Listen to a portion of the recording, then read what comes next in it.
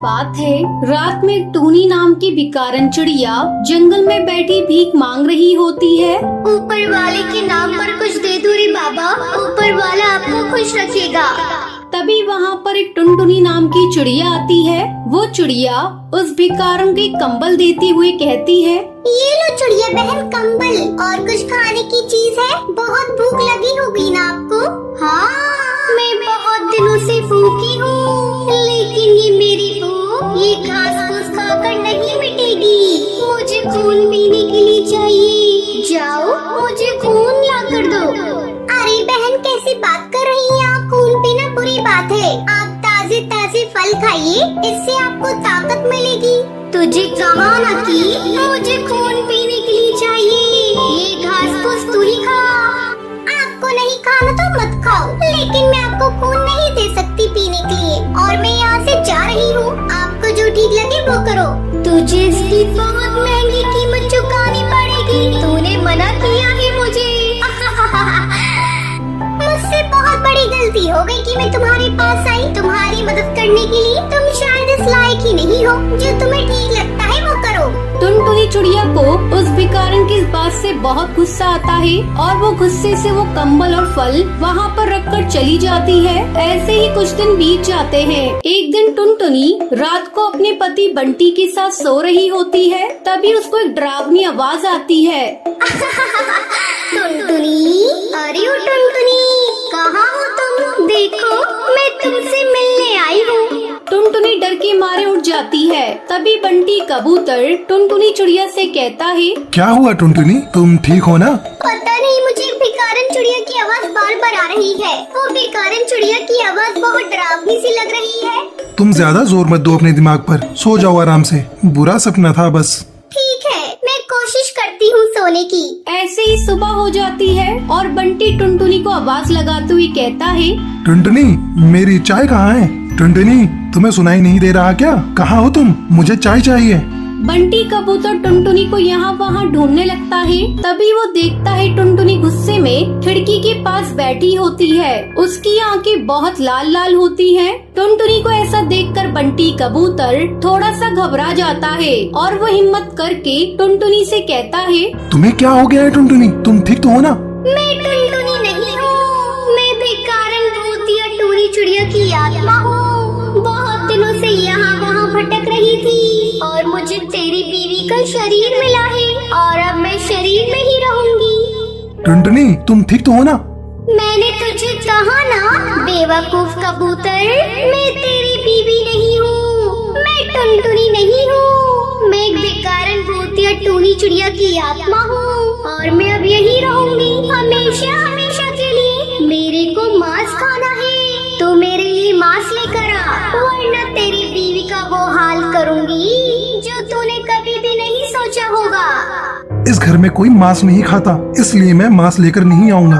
ठीक है, अब देख मैं तेरी बीवी का क्या करती हूँ। इतना बोलकर भूतिया टोनी चिड़िया की आत्मा कमरे में उड़ने लगती है। ये सब देखकर बंटी डर जाता है और बंटी कहता है, तुम चिंता मत करो, मैं अभी मांस लेकर आता हूँ। बस मेरी बीवी को कुछ मत करना। बंटी घर से बाहर चला जाता है। वो आस पड़ोस के पक्षियों को अपनी बीवी के बारे में बताता है। आस पड़ोस के पक्षी उसे एक बाबा के बारे में बताते हैं। बंटी पड़ोसियों के कुछ पक्षियों के साथ उस बाबा को लेकर अपने घर आता है। वो बाबा भूतिया टूनी चिड़िया की आत्मा के दोनों पंखों और पैरों को बांध देता है और भूतिया टूनी चिड़िया की आत्मा के ऊपर गंगा जल छिड़कता है। जिसके बाद भूतिया टूनी चिड़िया की आत्मा बहुत जोर जोर से चिल्लाने लगती है, छोड़ो छोड़ो मुझे, जाने दो। तभी वो बाबा भूतिया टूनी चिड़िया की आत्मा से कहता है, बोल, तू छोड़ रही है इस बच्ची को या नहीं? नहीं छोड़ूंगी, मैं हमेशा हमेशा के लिए यही रहूंगी। रुक, तू ऐसी नहीं मानेगी, मैं तुझे अभी बताता हूँ। साधु बाबा भूतिया टूनी चिड़िया की आत्मा के ऊपर विभूति छिड़कता है। जिसके बाद वो भिखारन भूतिया टूनी चिड़िया की आत्मा तड़पने लगती है। बाबा भूतिया टूनी चिड़िया की आत्मा को एक बोतल में बंद कर देता है और अपने साथ हमेशा हमेशा के लिए ले जाता है।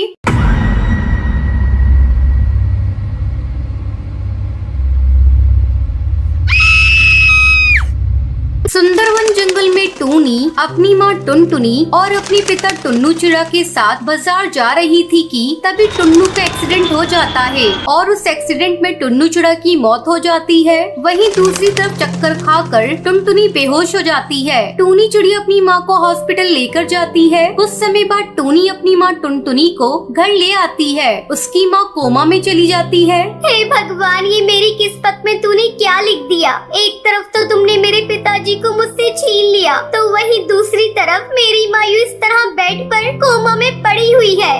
अब मैं उनका इलाज कैसे करवाऊं? मेरे पास तो इतने पैसे भी नहीं है कि मैं उनका इलाज करवा सकूं। तभी मंदिर के पास उसको एक गुल्लक दिखाई देता है, जिसके बाद वो उस गुल्लक के पास जाती है और गुल्लक को तोड़ देती है। गुल्लक को तोड़ने के बाद उसमें से कुछ पैसे निकलते हैं। आखिर मैं इन पैसों से अपना कौन सा कारोबार शुरू करूं, जिससे मुझे ज्यादा पैसे भी मिल जाएं और मेरी माँ भी ठीक हो जाए। वो खुद से ये बोल ही रही थी कि तभी उसके कानों में एक आवाज आती है, छोले भटूरे ले लो, गरम गरम छोले भटूरे, माँ के हाथ के बने हुए स्वादिष्ट छोले भटूरे। तभी टूनी चिड़िया सोचती है, क्यों ना मैं छोले भटूरे का ही कारोबार शुरू कर लूं, क्या पता मेरा बिजनेस अच्छे से चल जाए। अगले दिन से वो छोले भटूरे बेचना शुरू कर देती है। धीरे धीरे उसकी दुकान पर भीड़ जमा हो जाती है और उसकी बिक्री काफी अच्छे से होने लगती है। उसी के सामने कड़कनाथ नाम की कौवे की भी दुकान थी। पक्षी कड़कनाथ की दुकान पर न जाकर टूनी के ठेले पर जाया करते और उसी के छोले भटूरे खाया करते। जब से ये यहाँ पर आई है तब से मेरी दुकान की तो बिक्री ही बंद हो गई है। इस टूनी को अच्छा सबक सिखाना ही होगा। अगर मैंने इसको कोई सबक नहीं सिखाया तो शायद ये मेरा धंधा चौपट कर देगी। वो इतना सोच ही रहा था कि तभी वो देखता है कि टूनी के पास एक भागा भागा चिड़ा आता है।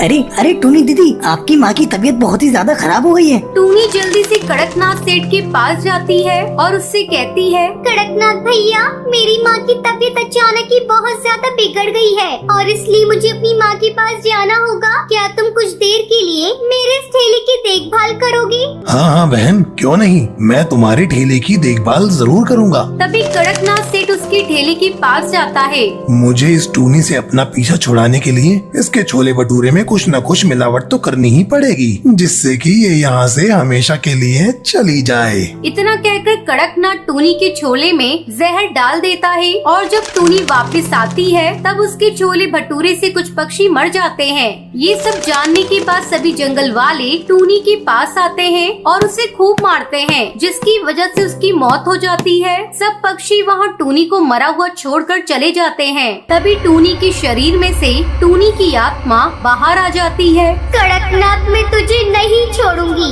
एक बार बस मेरी माँ ठीक हो जाए, उसके बाद मैं तुझे मौत के घाट उतार दूंगी। इतना कहकर वो भूतिया चिड़िया की आत्मा वहाँ से गायब हो जाती है और अगली सुबह एक मामूली सी चिड़िया बनकर छोले भटूरे बेचने लगती है। छोले भटूरे ले लो, गर्मा गर्म छोले भटूरे ले लो, माँ के हाथ के बनाए हुए छोले भटूरे ले लो। देखते देखते अब उसके पास बहुत सारा पैसा हो जाता है, जिसके बाद भूतिया टूनी चिड़िया की आत्मा अपनी माँ का इलाज करवा लेती है। इस तरह 3 महीने बीत जाते हैं और इन 3 महीनों में उसकी माँ ठीक हो जाती है। तभी एक रात भूतिया टूनी चिड़िया की आत्मा कड़कनाथ के ठेले के पास जाती है। अब तू नहीं बचेगा। तूने जिस तरह मुझे मरवाया, उससे भी बदतर मौत मैं तुझे दूंगी। कौन है तू और मुझे इस तरह क्यों मार रही है? अच्छा, तू मुझे भूल गया कड़कनाथ से? तूने मुझे कैसे बेरहमी से मरवाया था? तभी जंगल के सभी पक्षी वहाँ पर आ जाते हैं। अरे तुम कड़कनाथ को क्यों मार रही हो? ये तुम सब पक्षी इस कड़कनाथ से पूछो तो ये ज्यादा बेटर बताएगा। तो इन सबको सच बताएगा या नहीं? तुझे मैं जान से मार दूंगी। बोल, जल्दी बोल, वरना मुझसे बुरा कोई नहीं होगा।